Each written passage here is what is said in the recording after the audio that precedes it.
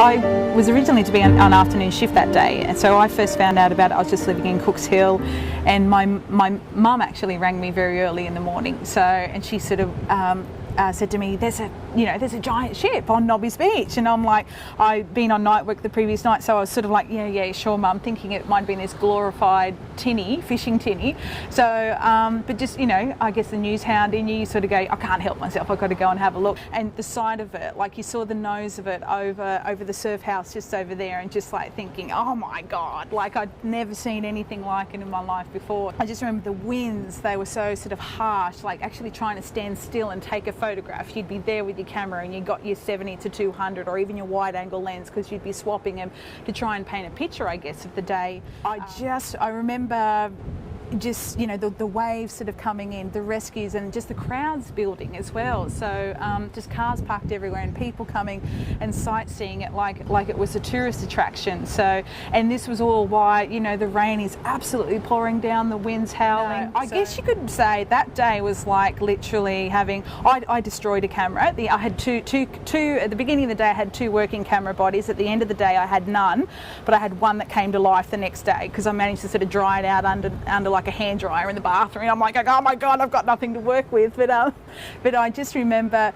you could almost say the equivalent of that day was like grabbing your camera and sticking in a bucket of water for 8 hours. It was destroyed. I mean, those sort of days, I think journalists and photographers, most people sort of like to, stay indoors, stay warm and cozy, watch these things. We love those days. You're constantly sort of scanning and you're looking for a moment. And I mean, I mean, when you're sort of an editorial shooter, I think it's ingrained in you to sort of like, you're painting a picture to tell a story. Like we're not great with words, but we can certainly string a scene together or a moment together, analysing it and looking at it and putting, sometimes, you can do it in one picture, and other times it takes several photos to sort of tell the story. The actual shot taken from up at Nobbys looking down, because it was an overview, because there was certainly a lot of action there, with the waves smashing in, the crew being rescued, and just that sheer side of that, there was very impressive. But then I thought, well, that could be any beach anywhere, so you sort of had to put it in, well, how do I say this is in Newcastle? I remember sort of sneaking up there and then going right up to Nobbys and then getting that sort of image looking down and putting it